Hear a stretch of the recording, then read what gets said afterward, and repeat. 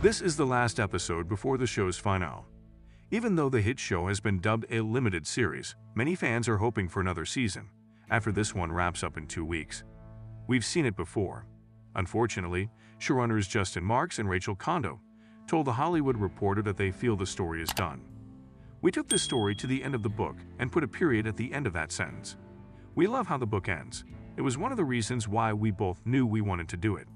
And we ended in exactly that place, Marks said. Not to paraphrase a very popular Marvel movie, but you could say that FX Shogun is in the endgame now. That is, after weeks of playing possum, and letting his most trusted advisor commit seppuku to keep the ruse alive. The wily Toranaga is about to pull the trigger on his dangerous Crimson Skygamut. Only it's probably not the attack anyone saw coming. Instead of sending an army to Osaka, Toranaga sends the loyal, formidable Lady Mariko. At the end of last week's Shogun, Blackthorn had decidedly to give up on the seemingly defeated Toranaga, hedging his bets with the slippery Yabushige. The two sail to Osaka with their own strategy for survival, but have to bring Mariko with them.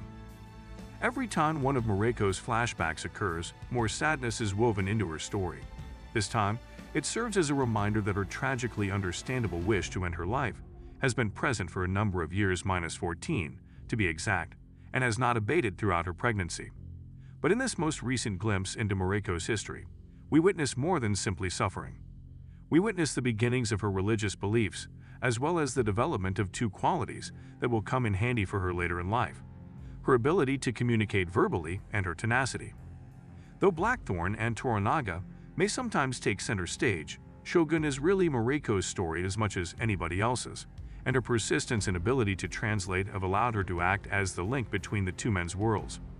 Shogun Episode 9 takes us back to 1600, where Mariko tries to talk Blackthorn out of his sense of coincidence about their simultaneous calls to Osaka from duty, but he's not buying it. Furthermore, he doesn't think the English lessons she received from Catholic missionaries were driven by anything other than self-interest. By now, Yabushige is beginning to question Mariko's allegiances and motivations, and from a narrative perspective, it should come as no surprise that nobody can be trusted. This is the second to last episode, and the name Crimson Sky alludes to Toranaga's invasion strategy of Osaka. Perhaps a little spoiler for the finale of next week, but we're assuming that most viewers knew that the plan would eventually be carried out from the minute it was revealed. Mariko can still be counted on to provide some insightful explanation, even though she no longer feels much devotion to Blackthorn. This time she tells him, and the audience, that Ishido is keeping a member of each royal family captive in order to protect them. Although Yabushige and Blackthorn's interactions are a little less obvious, their alliance is still unbroken. A quietly powerful reminder of the ways in which alliances have changed as a result of recent events is provided by the scene in which both men reject Mariko's translations while stating their work. Once more, Mariko in particular and women generally are the ones who are truly informed and aware of what's going to happen next. Shogun has humorously gone back again and again to the idea that, as the men rush into one calamity after another, their female equivalents observe, wait, and discreetly protect society from going completely insane, all without ever bludgeoning us over the head with heavy-handed feminist messages. The bromance between Blackthorn and Yabushige is the best illustration of this phenomena, since it develops without either of them really understanding the other's thoughts or the traps Toranaga is planning. Of course, Mariko is an expert. The reception in Osaka reminds us that Blackthorn is the most vulnerable guy in Japan without Toranaga's assistance. While Yabushige may be delighted to instruct his new acquaintance in the art of bowing, he is unlikely to take a stand and defend the Anjin against accusations of piracy.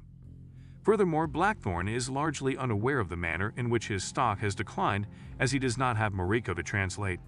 He's returned from Hatamoto to Barbarian, and a sharp blade might be involved in the next downgrading. Despite Ochiba's reluctance to enter the relationship, Ishido has become increasingly powerful and is arguably the most cutthroat character in a show full of them. However, feudal Japan is a society that values customs and manners greatly, where social situation manipulation is considered the ultimate form of might. And nobody is better at it than Mariko, who tells Ishido that she would shortly be leaving Osaka with Toranaga's captive consorts and baby son, while also gently berating him for his lack of manners. Shogun's politics are generally more nuanced and complex than those of Game of Thrones, the show's predecessor to which it is most frequently compared. However, Mariko's declaration that she is a fierce samurai descended from a long line of them, and will thus come and go as she pleases, is anything but low-key. Luckily, the scene felt completely natural and made perfect sense within the larger story of the struggling translator's development.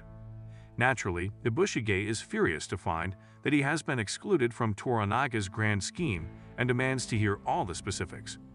However, Mariko has no problem biting her tongue when necessary because she embodies the self-control and discipline that are highly valued in her community. The opening flashback did a fantastic job of introducing us to Mariko's past and present, while also serving as a poignant reminder of her motherhood and her father's struggles. Now that she has discovered that her son, who is English-speaking and has become westernized, has betrayed Toranaga by agreeing to wed Kiyama's daughter, a fellow Christian, she is thinking about both sides of her family. She fears experiencing yet another family tragedy by being cut off by her son, but she is not scared of being imprisoned against her will if she tries to leave Osaka, because Ishido's action would just serve to highlight her point. Naturally, Mariko's devotion to Toranaga is unwavering, and although she may be skilled at maneuvering through complex political situations, her abilities go beyond charm and cunning. It is therefore no ordinary bluff when she raises her arms against her captors. It's hopeless from a combat perspective, but Mariko, like her liege lord Toranaga, always has more going on than meets the eye. She is bemoaning her station in society as much as taking offense when she complains about the males practically getting in her way. Even though she has been toying with suicide for years, we get the impression that there's more going on here than just desperation when she makes the threat to end her life at dusk. Mariko has set up yet another complex social trap when she asks fellow Christian Kiyama to help with her seppuku. Kiyama finds herself caught between the fundamental Christian beliefs and the mores of 17th century Japanese culture. However, as Ochiba once more emphasizes, this is not a simple bluff. Even though Mariko is using her opponent's beliefs against them, she still has the same opinions and would gladly sacrifice her life to defend them. To accept death is not to give up. The whole reason flowers exist is because they fall. Ochiba sets up a meeting with Mariko and learns from their exchange that others have long admired her ability to handle challenging social circumstances. Ironically, though, Ochiba discloses during that very exchange that her own deception abilities are nearly on par. Here, Mariko recounts the origins of her desire to become a martyr, which is her greatest weakness. She also argues that this desire is actually a virtue. Regardless of your opinion of the argument, there's no doubting that Mariko thinks it's true. It's also a fundamental component of her value system, which is shaped by her dedication to the principles of duty and honor. The heartbreaking moments that follow are full of reminders of the clash of civilizations at the center of this story, which these two troubled companions so completely reflect. Examples of this clash include Blackthorn ruining the symmetry of a Buddhist rock garden and Mariko donning a cross at her seppuku ritual. Even though Shogun is a TV show that stands out from the others and reminds viewers of the medium's potential, it is still just a TV show. It reminds viewers of the peak TV period of the past. Though it has startled us on multiple occasions in the past, we assume that very few viewers thought Mariko would be eliminated in such a shameful way, and their doubts were validated by Ishido's last-minute intervention. It appears that Mariko has triumphed once more. Ishido had no choice but to give her her freedom, even if it almost cost her everything. Everything works out in the end, right?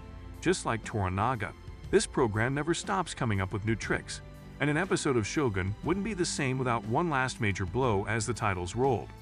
And unlike many other instances in recent TV history, this one defied our expectations. Crimson Sky, an episode without Toranaga, was supposed to have an invasion, but we assumed it would be the good people coming in to save the day. Rather, Mariko seems to leave in a noble flame of selflessness, and Ishido's troops rush the palace in quest of her. It's crucial to remember that her death is still under investigation, but the episode appears to come to an incredibly shocking end with the passing of a character who is arguably the moral heart of the shogunate. Entering this episode, we anticipated witnessing the invasion of the title. Rather, it showed what would happen to push the two rival groups past the point of no return. Though we've rarely been successful in foreseeing Toranaga's future action, something tells us that he won't spare the passing of his most devoted subordinate.